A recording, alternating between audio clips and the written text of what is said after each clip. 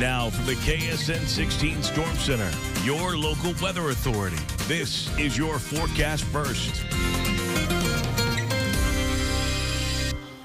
Good evening, everybody. Meteorologist Chase Bowman from Freeman First Alert Doppler has continued to remain clear, even with some rainfall just right outside the 4 states. We really haven't seen any of that. Now, our cool down for tonight has been extremely slow. While we were sitting right around 70 in a few spots, we're able to break that. Most of us have only managed to drop off about maybe 10 to 12 degrees so far, and we're only looking to get down to maybe around 50 for tomorrow. Now, we will have a slower warm up to the upper 60s just due to well-timed cloud cover. We still have the strong southeast wind, but now we're starting to pay closer attention to our rain chances coming in for this weekend. So it'll be here all the way through the end of Sunday. So we'll show you that in just a few minutes. But now, here's Jessica with a look at your top news headlines.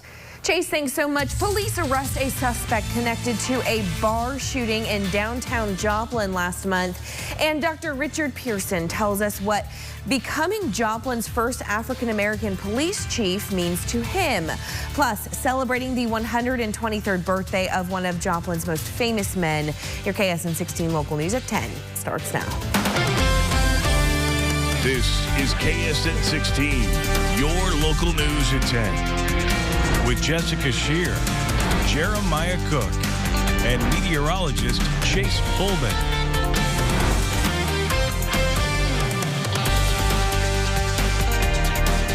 Good evening. Thanks for joining us. A man wanted in connection to a shooting in downtown Joplin last month is now in custody. After submitting charges to the prosecutor, investigators got a warrant for the arrest of 32-year-old Peyton Harbin of Joplin. Investigators obtained information Harbin was at a home on Crestwood Drive in Webb City yesterday. Several agencies assisted in the arrest, and officers say they found Harbin hiding in an attic. He now faces charges of first-degree assault, armed criminal action, unlawful use of a weapon, and unlawful possession of a weapon. Harbin's arrest is in connection to that incident back on January 6th outside of Escape Bar near 5th and Joplin Avenue. Witnesses told police Harbin and another suspect assaulted a woman inside the bar, punching her multiple times. One of the witnesses who stopped the assault said when he left the business, Harbin confronted him and fired multiple shots. The victim was shot in the abdomen and legs. JPD says he is still recovering from his injuries and is considered stable.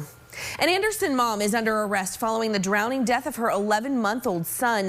25-year-old Samantha Qualls is charged with child endangerment nearly 2 years after her son drowned in May of 2022.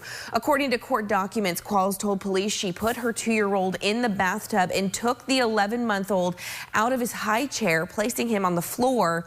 That is when she says she stepped outside to smoke a cigarette and make a phone call, leaving the children unattended.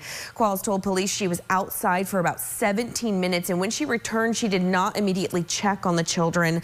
Qualls said it was not until the 2-year-old came to her that she realized the baby was not where she left him. That is when she found him in the bathtub, and he died 2 days later. And today, prosecutors charged Qualls with child endangerment after her son was found wandering the streets near the family home in Anderson after finding himself locked outside of the house. Police say the young boy told them he was walking back to school to get help from his teacher. Police say Qualls told them this had happened 2 weeks in a row, but placed the blame on her mother. No court date has been set for either of those cases. And a former employee in the Ottawa County Clerk's office is accused of using an official court seal to create a fraudulent document in her child custody battle. 33-year-old Christina Gabbard is charged in Ottawa County District Court with 1 misdemeanor count of unlawful use of a court clerk's seal.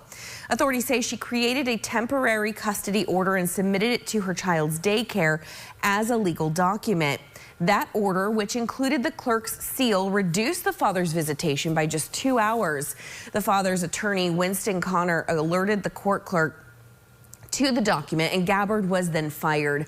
Connor has now asked the court to give temporary custody to the father and only allow supervised visits to Gabbard. Gabbard has pleaded not guilty and will be back in court in April.